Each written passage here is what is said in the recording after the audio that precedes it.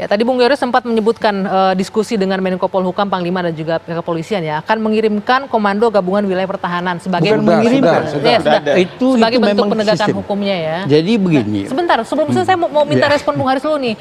Dengan itu ada kekhawatiran nggak akan terjadi lagi pelanggaran HAM? Oh gini, tadi yang saya awal cerita itu, pertama gini, tentara itu nggak ada tugas penegakan hukum. Oke.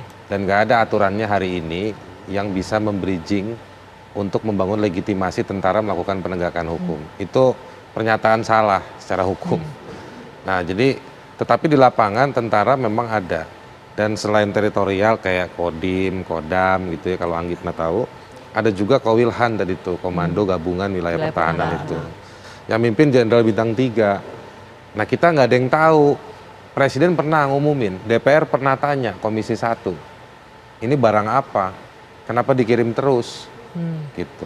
Tetapi kan kita juga punya kecurigaan ya, kenapa ini Papua dikirimin tentara terus, banyak operasi, orang mati, orang ditembak, nambah terus. Kecurigaannya apa?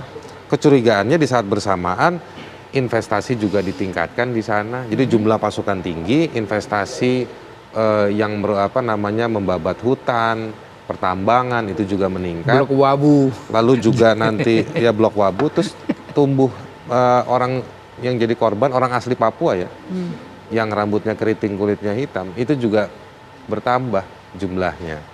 Kan ini ada sesuatu yang aneh. Lalu di Jakarta, saya mau bilang seenak-enaknya bikin statement bahwa rakyat Papua minta ditambahin tentara. Saya turun ketemu sama beberapa masyarakat, mereka bilang enggak, mereka trauma. Ini pengen Natal, kalau bisa mereka pengen Natal di kampungnya, yang nggak bisa karena didudukin sama tentara. Nah ini kita udah sampaikan, tetapi sampai hari ini nggak kunjung. Sampaikan ke siapa? Ke Pak Mahfud saya sudah sampaikan, ke Bung Yoris kantor yang staf diskusi. Presiden kami sudah sampaikan. Ya kan, karena Presiden kan sibuk, jadi kita nggak mau juga ketemu sama kita, nggak apa-apa. Tapi ini kita udah sampaikan. Nah maksud saya begini Anggi, kita ribut nih ya, Benny Wenda bikin deklarasi gitu ya. Tetapi waktu ada orang dibunuh di Papua, Jakarta juga nggak ada yang bikin pernyataan mengecam, gitu, ya kan? Ini saya tunggu harus disclaimer lagi ya. Kita mengundang perwakilan pemerintah nih, tapi tidak bisa hadir malam ini. Tapi kita gitu. jangan masuk ke situ, Jadi karena nggak akan bisa menjawab. Yang saya mau bilang begini, pertumbuhan ya, atau tingkat kepadatan, kekejaman terhadap orang asli Papua itu cukup masif dan terjadi di mana-mana. Dan nggak ada respon negara. Harus bikin TGPF dulu, pengadilan HAM yang dijanjikan oleh Otsus nggak diberikan, nggak didirikan di sana. Tiba-tiba hanya setahun sekali, orang seperti Benny Wenda, mau 90% atau mau 1%, saya nggak peduli. Yang bikin deklarasi ini kan juga mungkin, ini ekspresi buat saya. Ya, ada mama-mama yang anaknya dibunuh, ada kakek-kakek yang harus mengungsi, ya kan? Pak Yoris bolak-balik ke Papua, tapi nggak ada juga orang di Papua hari ini yang berani bawa pulang 1.800 yang dekat Freeport, yang katanya bunyi-bunyi dibawa turun, mereka mengungsi, tapi nggak ada yang berani bawa naik ke atas.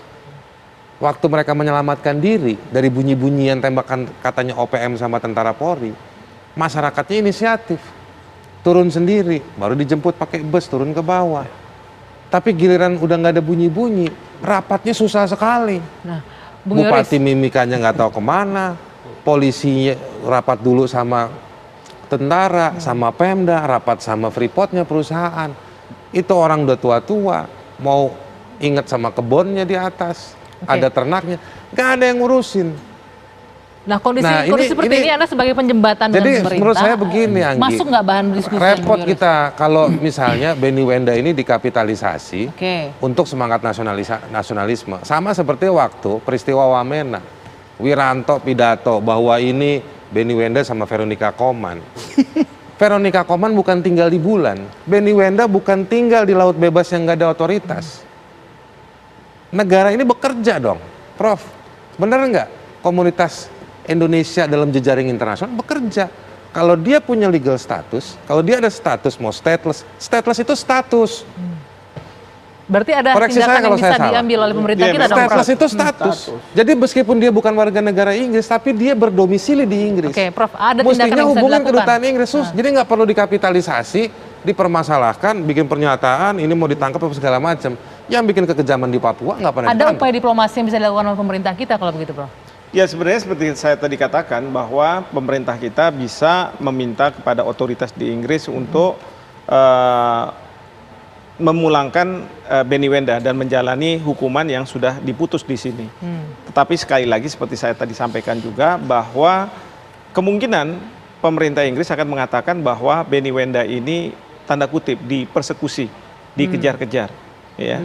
Nah sehingga ada kemungkinan bahwa kalau misalnya masalah politik maka orang itu tidak bisa dipersekusi. Apalagi kalau misalnya penerimaannya itu atas dasar suaka. Suaka itu sudah jelas bahwa yang bersangkutan itu oleh pemerintah yang menerima dianggap sebagai dikejar-kejar secara politik. Meskipun di Indonesia tidak ada kejar-kejar secara politik itu. Bahwa saya setuju kalau misalnya ada pelanggaran-pelanggaran HAM di Papua itu harus diselesaikan menjadi perhatian dari pemerintah, setuju sekali. Dan itu harus dilakukan. Ya tidak boleh terjadi di era sekarang ini transparansi dan lain sebagainya kalau memang ada seperti itu.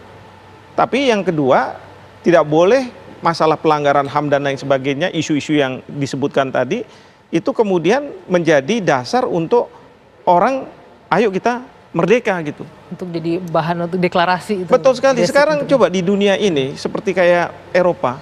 Eropa itu justru yang tadinya mereka sendiri-sendiri menjadi satu, menjadi Uni Eropa, dan suatu hari nanti mungkin menjadi the United States of Europe. Ya, tapi ini Prof. Saya cuma mau tahu. Tapi sejarah peta dunia tapi kalau Anggi baca nggak ada yang kekal. Semua berubah. Pasti berubah. Austria dulu penguasa setengah Eropa. Sekarang betapa imutnya sekarang. Pasti akan banyak sekali yang bisa didiskusikan. Cuma waktu kita terbatas. Saya mohon maaf sekali harus akhiri. Iya, harus akhiri perbincangan kita di dua sisi. Mohon maaf Bung Pigai, yang pasti ini kita ingin yang terbaik untuk semuanya dan untuk warga Papua. Dan jangan sampai kondisi di Papua saat ini ditunggangi oleh orang-orang dalam tanda kutip untuk kepentingan tertentu. Dan pemerintah harusnya juga lebih mendengarkan suara hati masyarakat Papua agar saudara-saudara kita di Papua juga bisa hidup dengan keadilan, kesejahteraan dalam pangkuan Ibu Pertiwi tentunya. Saya Dwi Anggia, saya akhiri dua sisi malam hari ini. Sampai jumpa dan selamat malam.